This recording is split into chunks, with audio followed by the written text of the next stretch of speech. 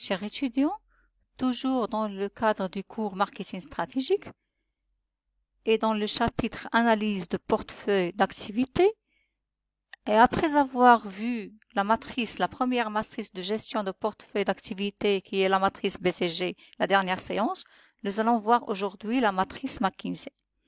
Donc la matrice McKinsey, qu'on appelle également General Electric, donc elle est née dans les années 70 de la collaboration entre la société McKinsey et la firme General Electric, par reproche et par critique à l'approche BCG, vu son simplisme dans l'évaluation des positions concurrentielles. Donc la matrice McKinsey parle du fait que chaque DAS, chaque domaine d'activité stratégique, elle est analysée à partir de deux dimensions. Donc l'attrait de marché et la position concurrentielle. Donc là aussi, puisque c'est une matrice, donc on prend et on croise deux dimensions, mais cette fois-ci, donc c'est l'attrait de marché et la position concurrentielle. Donc en distinguant pour chaque dimension 3 niveaux, alors que pour la matrice BCG, elle a déterminé seulement 2 niveaux, c'est faible ou fort. Donc pour la matrice McKinsey, l'une des nouveautés, c'est qu'il distingue 3 niveaux, fort, moyen et faible. Donc ce qui lui permet un peu de segmenter les DAS d'une entreprise en 9 zones, donc au lieu de 4 pour la matrice BCG. Donc, contrairement à la matrice BCG qui utilise des critères simples, donc c'est par rapport la part de marché par rapport au concurrent le plus fort et la croissance de marché, donc tout simplement. Donc la matrice McKinsey, elle utilise des critères composites. Donc des critères composites correspondant aux situations d'entreprise observées. Donc l'attrait de marché par exemple, donc il va résulter d'une pondération entre son taux de croissance, alors que la matrice BCG, elle prend seulement le taux de croissance, et différents autres facteurs.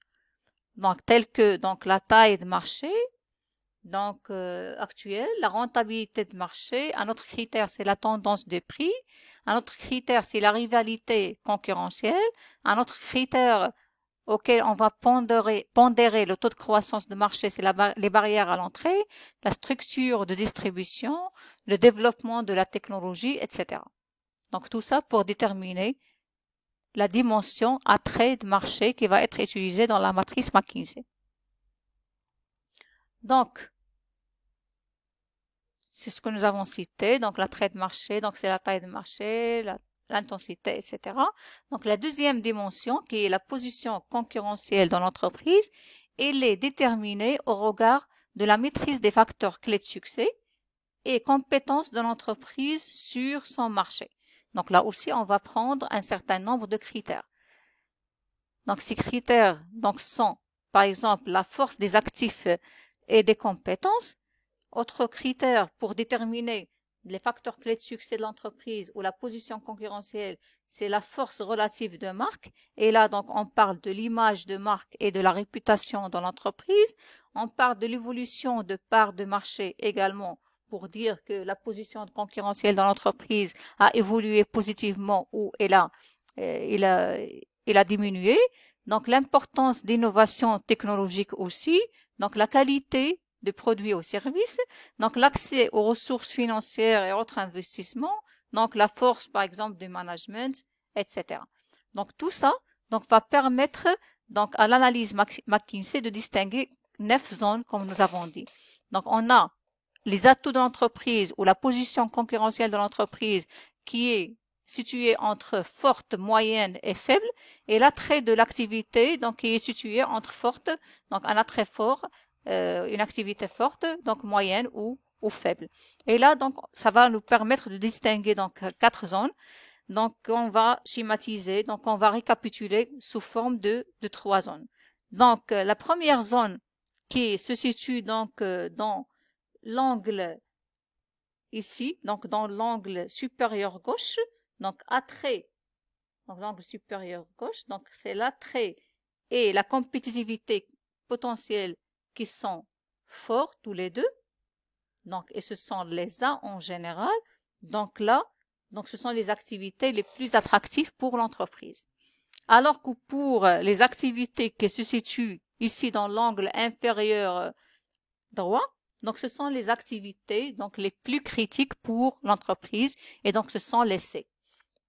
Alors que les B, ce sont des activités qui se situent entre acceptables par exemple pour le B2 et le B1, qui sont des activités un peu dilemme, des activités profitables, et les B3 qui sont des activités dilemme.